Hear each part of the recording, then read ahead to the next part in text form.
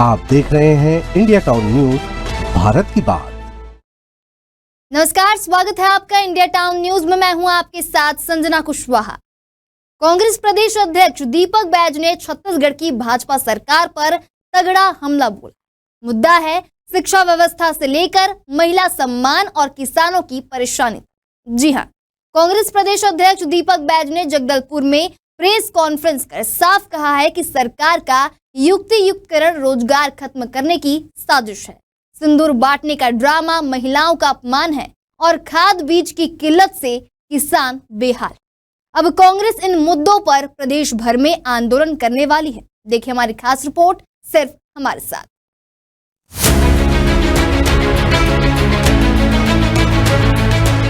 एक तरफ 10,463 स्कूल बंद, पढ़े लिखे लोग, नए युवाओं को नौकरी मिलने का रास्ता बंद।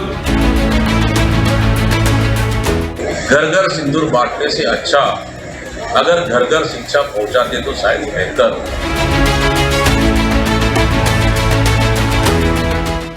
ताकि नकली खाद और नकली बीज का सप्लाई कर सके और छत्तीसगढ़ के किसानों को लूट सके।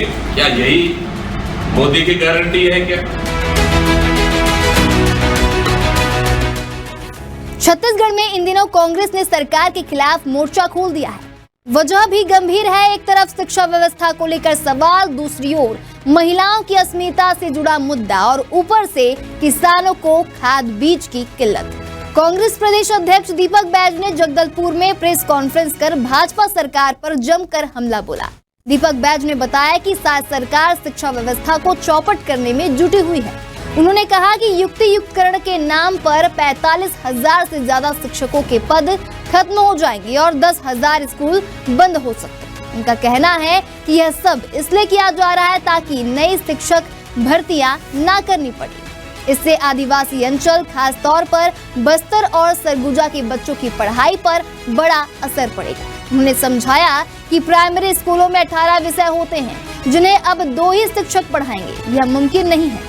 ऊपर से HM को भी पढ़ाना पड़ेगा और मध्याह्न भोजन, सरकारी फॉर्म भरना, जवाब भेजना जैसे गैर शिक्षकीय काम भी करना होगा।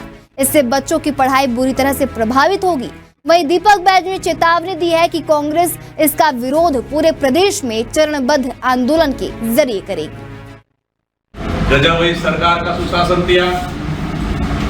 मतलब एक तरफ 10,463 स्कूल बंद, 45,000 शिक्षक प्रभावित, सरकार के पास तनख्वाह देने के लिए पैसा है नहीं, नए पढ़े लिखे लोग, नए युवाओं को नौकरी मिलने का रास्ता बंद। लेकिन दूसरी तरफ 67 नए शराब दुकानें खुल रही है। क्या यही मोदी की गारंटी है? क्या हम पूछना चाहते हैं इस सरकार से, क्या मोदी की गारंटी में ये भी शामिल है? क्या मतलब सरकार आखिर चाहती क्या है छत्तीसगढ़ के लोगों से, छत्तीसगढ़ के किसान से, छत्तीसगढ़ के युवाओं से, छत्तीसगढ़ की माता बहनों से? आखिर डबल इंजन का दावा तो बहुत कर रही थी, लेकिन अभी तो 1.5 साल में इस सरकार हांफने में लग गई है। पाई पाई के लिए तरस रही है सरकार। इसलिए तो रोजगार के युवाओं को रोजगार के पूरे रास्ते इन्होंने लगातार बंद कर रहे हैं। तो वहीं कांग्रेस अध्यक्ष ने भाजपा पर महिला विरोधी मानसिकता का आरोप भी लगाया, जहां उन्होंने कहा कि भाजपा का घर घर सिंदूर बांटना अभियान हमारी संस्कृति का अपमान है। उन्होंने आगे कहा कि सिंदूर एक सुहागन महिला के लिए उसका आत्मसम्मान होता और उसे सिर्फ उसका पति ही दे सकता। दीपक बैज ने कहा कि भाजपा महिलाओं के सिंदूर का राजनीतिक इस्तेमाल कर रही है, जो हमारी माताओं बहनों का अपमान है। कांग्रेस महिला कांग्रेस के जरिए इसका विरोध पूरे प्रदेश में करेगी। क्या ये सिंदूर बांटने का निर्णय किसी की घर की भी महिला हो, वो अपने पति के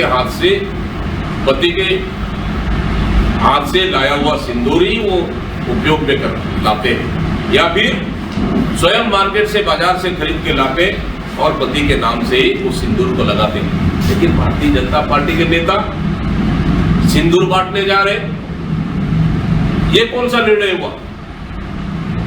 मतलब ऑपरेशन सिंदूर के नाम से राजनीति करने का ये कौन सा तरीका है? निश्चित रूप से इसके खिलाफ में भी प्रदेश कांग्रेस कमेटी और महिला कांग्रेस मिलकर जबरदस्त इस निर्णय के विरोध में प्रदर्शन करने के लिए पार्टी पूरी तैयारियां कर रही है। दीपक बैज ने कहा कि प्रदेश में मानसून की दस्तक के साथ खरीफ फसल की तैयारी तेज हो चुकी है, लेकिन खाद और बीज का संकट गहराता नजर आ रहा है। किसानों को डीएपी खाद के लिए भटकना पड़ रहा है। सरकार समय पर खाद और बीज की आपूर्ति नहीं कर पा रही। उन्होंने आरोप लगाया कि भाजपा सरकार नकली खाद, बीज और घटिया नैनो यूरिया को खपाने की साजिश कर रही है। किसानों की असली जरूरतों की अनदेखी की जा रही है।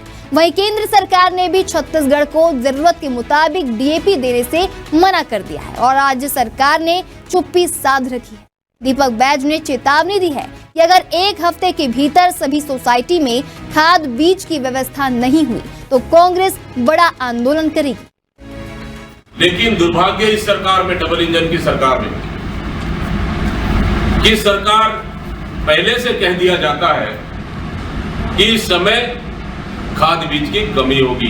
इसका मतलब है कि आने वाला समय में इस सरकार ने अपने चहेतों को लूटने का मौका देना चाह रही है ताकि नकली खाद और नकली बीज का सप्लाई कर सके और छत्तीसगढ़ के किसानों को लूट सके।